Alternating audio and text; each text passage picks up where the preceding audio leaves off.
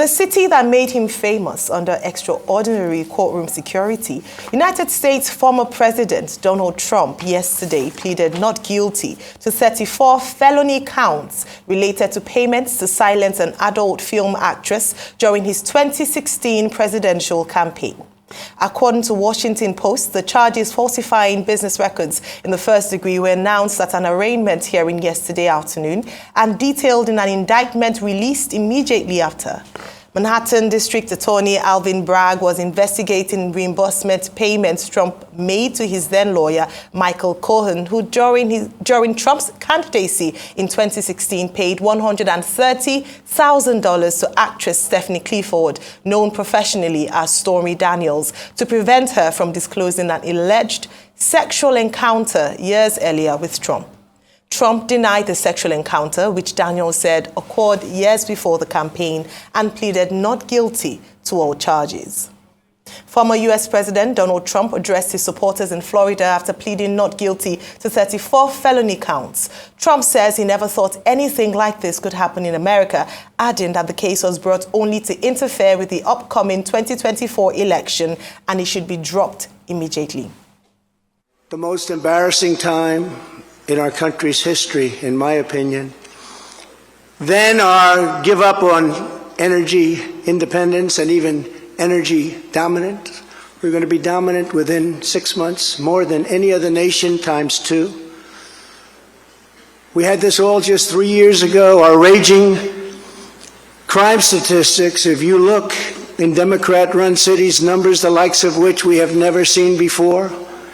The open threats by various countries of the use of nuclear weapons, something never mentioned or discussed by outside nations during the Trump administration, and which could very well lead under the Biden administration's leadership to an all-out nuclear World War III can happen.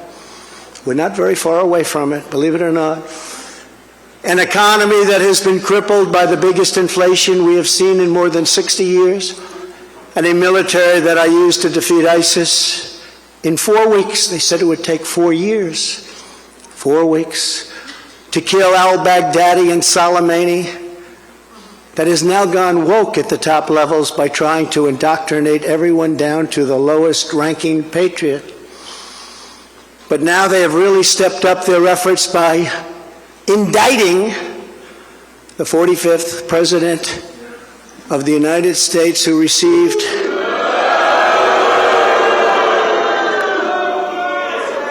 $75 million votes, which is more than any sitting president in the history of our country.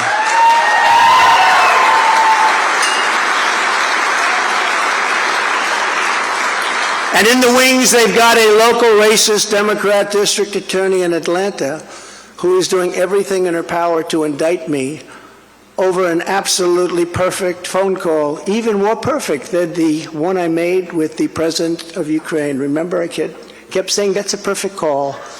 This one was more perfect. Nobody said, sir, you shouldn't say that. Many people on the phone were hung up in disgust because of something I inappropriately said, because nothing was said wrong. In fact, at the end of the call, we agreed to continue our conversation about election fraud, and election fraud specifically in Georgia, at a later time. Many people on the phone, including lots of lawyers, nobody found anything wrong with that perfect call until a book promotion tour many months later. All of a sudden they say, you know, I remember Trump making a call. Let's look at that. This fake case was brought only to interfere with the upcoming 2024 election, and it should be dropped immediately.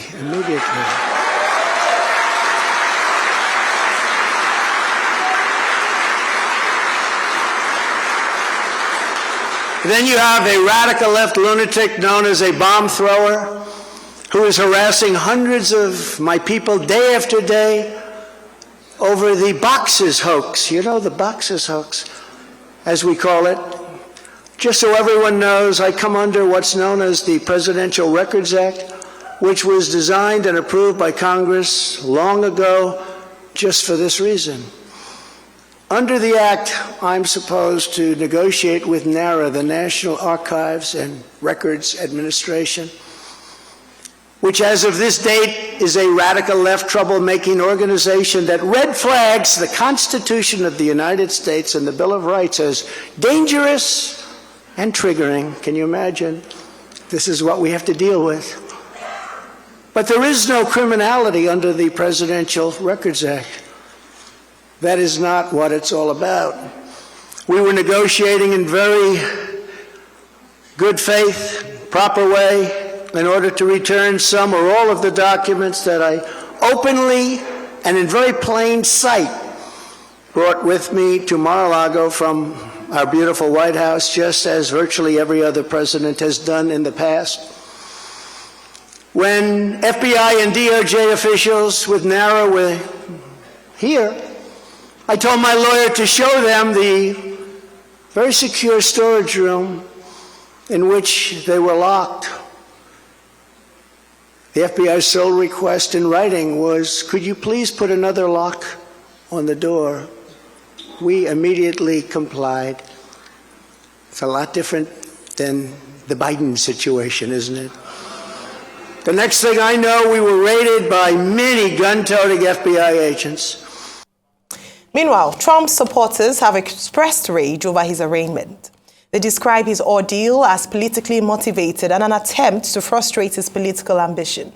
Manhattan District Attorney Alvin Bragg has come under fire, with the supporters describing him as the main mastermind of the anti-Trump campaign.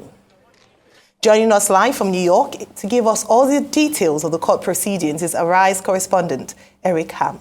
Good morning, Eric. Morning. All right, Eric, please give us just a snapshot. We just saw a speech by former President Donald Trump speaking to his supporters post he's pleading not guilty to the 34 counts. And he seems to appear confident, and he seems to not be ruffled too much by by what's going on. I'd like you to give us a capture of what's happened and what your thoughts are. Well, it's been a pretty surreal day.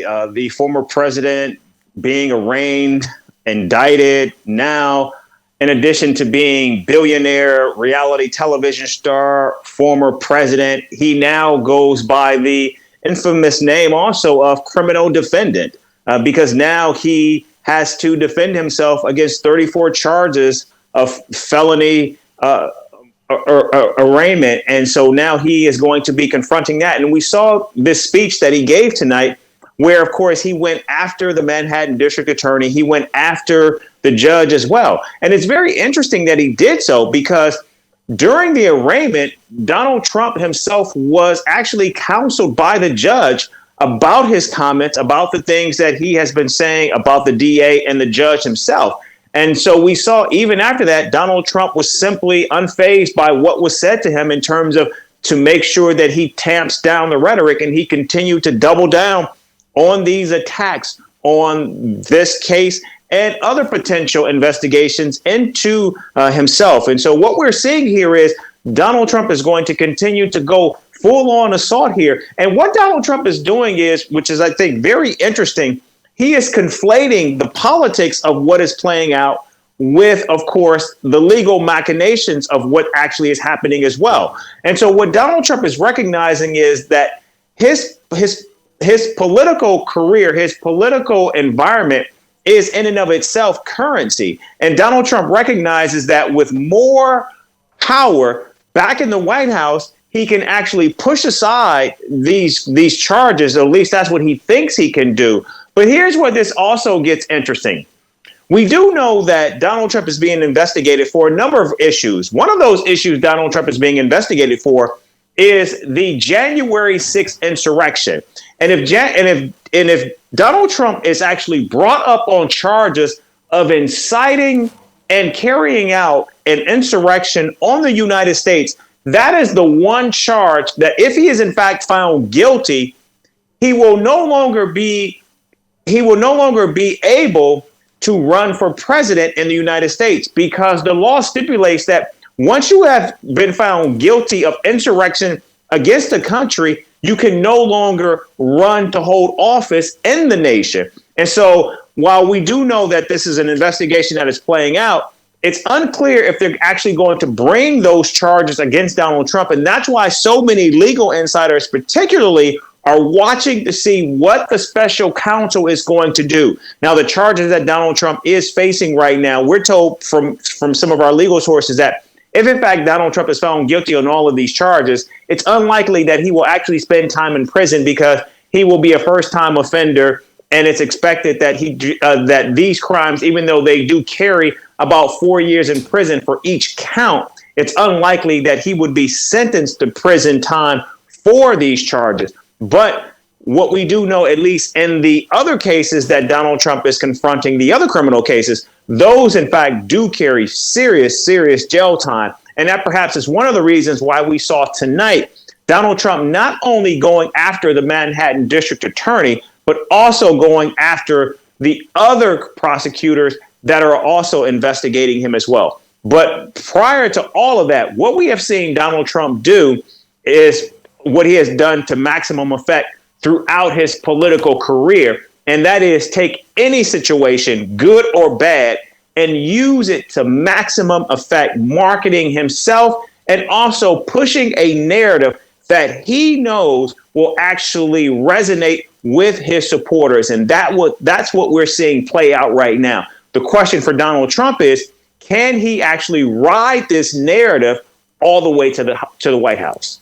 Well, ahead of the historic and dramatic spectacle that we witnessed in New York yesterday, President Trump had told his supporters to go out and protest, to take the country back. He had promised chaos and death and destruction. But nothing of such happened yesterday. Yes, there were persons at the Trump Towers. There were, persons in front of the Manhattan court. But everything went peaceful, relatively, at the end of the day. No sign of what we witnessed on January 6, 2021. What do you think was responsible for this? Law enforcement, 35,000 uniformed law enforcement agents out there, or at the end of the day, the Republican supporters just decided not to further complicate matters by taking the law into their hands? I was out there most of the day. I was out there for about 8 hours yesterday. It was a very beautiful day, in fact. We do know that one of Donald Trump's most ardent supporters, Congresswoman Marjorie Taylor Greene, she was there as well. And she was actually run out of the park adjacent to where the courthouse is by those detractors of Donald Trump. But aside from her being literally run out of the space after about 3 or 4 minutes there, it was a very interesting spectacle. And what I mean by that is you had detractors, and what they had done, what the police department had done was they sectioned off this park where you had detractors on one side and you had supporters of Donald Trump on the other side. And they were allowed to say their piece, say what they wanted to say, and that's what happened. But here was what's interesting about all of that. What you saw were people who had very different ideologies when it comes to Donald Trump. And of course, people, when it comes to Donald Trump, are very polarizing. And yesterday was a microcosm of what we saw. But also what was very interesting was you saw those different polarizing sides giving each other the space to be polarizing, to express their adoration, their respect, their love for Donald Trump, as well as respect or as well as showcase their disdain, their disrespect, and their abject hatred toward Donald Trump. And there was not even a whiff, a hint, or even remotely a sign of possible violence or threatening actions. And it had nothing to do with police, because while we do know that there was a 34,000 strong police presence, it wasn't all in this section of the Manhattan courthouse. And I think what you saw was people respecting each other's political views and ideologies. And that was really striking to see, while being in that space and mingling around and talking to many of the people who either supported Donald Trump or abjectly disliked Donald Trump. All right, Eric, as we begin to round off, what's next? What happens now? What's the option? What has been said is that it could potentially be a felony case in terms of if it is seen, if the money paid out could be seen to have also been done as a result of another crime. What are the options or future of the former president of the United States of America, and how do you think this will impact his campaign towards 2024? Well, I think the next steps is we're going to see the lawyers for Donald Trump as well as the prosecutors get together, go over the discovery, determine what they believe this issue should be fought over. And I think we're going to see motions going back and forth, and eventually we will get a court date. We do know that Donald Trump's lawyers are going to try to get this case thrown out completely. That's unlikely to happen. But I think within the next 4 to 6 to 8 weeks, possibly, we could actually see a trial date set for Donald Trump to take place in New York City. You're really convinced that this matter will go to trial and that the lawyers of President Trump will not succeed in asking that the charges should be dropped? Oh, they are certainly going to ask. They're certainly going to ask for the charges to be dropped.